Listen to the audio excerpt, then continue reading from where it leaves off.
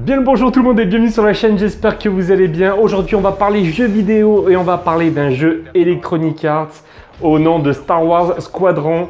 Alors moi je suis un vrai fan de Star Wars, un vrai fan de jeux vidéo également. Le dernier jeu Electronic Arts que j'ai fait et qui parlait de Star Wars c'était Jedi Fallen Order. Et j'avais passé un pur moment, vraiment un très bon jeu, je vous le recommande vraiment, c'était une très belle surprise. Et la seule chose qui manquait dans ce jeu Jedi Fallen Order, c'était justement des phases de shooter, des phases de vaisseau spatial, des phases où on faisait quelques missions dans l'espace. Et bien, Electronic Arts a décidé de pallier ce manquement en sortant un jeu au doux nom de Star Wars Squadron. Alors le jeu est prévu sur Xbox One et sur PlayStation 4, ça devrait sortir aux alentours du 2 octobre 2020. Si vous nous suivez sur la chaîne, vous savez que le jeu aura un mode campagne, une vraie histoire qui se déroulera tout de suite après l'explosion de la seconde étoile de la mort. Donc pour les fans de Star Wars, c'est tout de suite après l'épisode 6.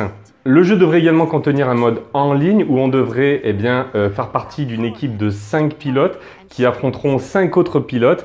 Donc les gentils contre les méchants, à vous de choisir votre camp. Alors vous devez le voir derrière moi, Electronic Arts a montré un trailer hier soir lors d'une conférence et ça a l'air carrément très joli.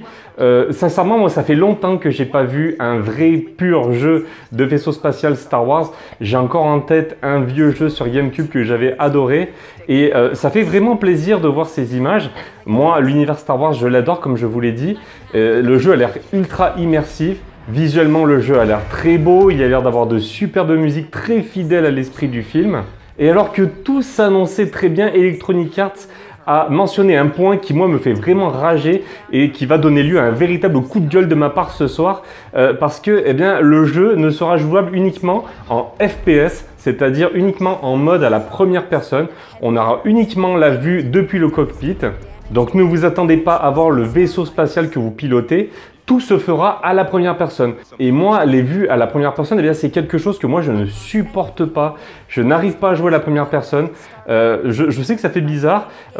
Mon entourage me dit que je passe à côté de plein de jeux à cause de ça, mais moi je n'arrive pas à jouer à la première personne. C'est quelque chose qui me fout la gerbe.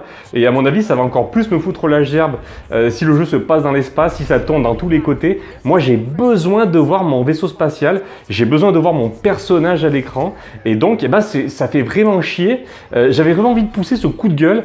S'il vous plaît, Electronic Arts, je sais que je ne suis pas un gros YouTuber, mais s'il vous plaît, mettez-moi une vue à la troisième personne.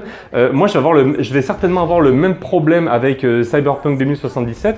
Tout se fera à la première personne, donc forcément, en l'état, moi, c'est un jeu auquel je ne pourrai pas jouer. Et franchement, ça me fait chier parce que, encore une fois, si vous voyez le trailer derrière moi, le jeu a l'air plutôt cool. J'espère que le mode campagne sera conséquent dans le jeu.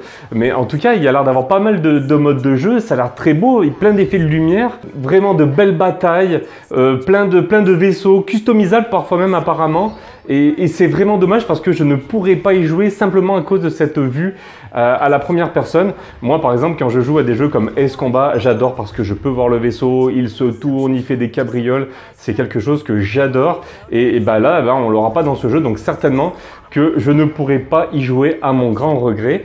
Alors, je vous le répète que le jeu est prévu le 2 octobre 2020 sur PlayStation 4 et sur Xbox One, mais également sur PC. Donc, si vous êtes fan de Star Wars et si vous êtes fan de vaisseau spatial, le jeu sera fait pour vous, à n'en pas douter, à condition de supporter la vue à la première personne.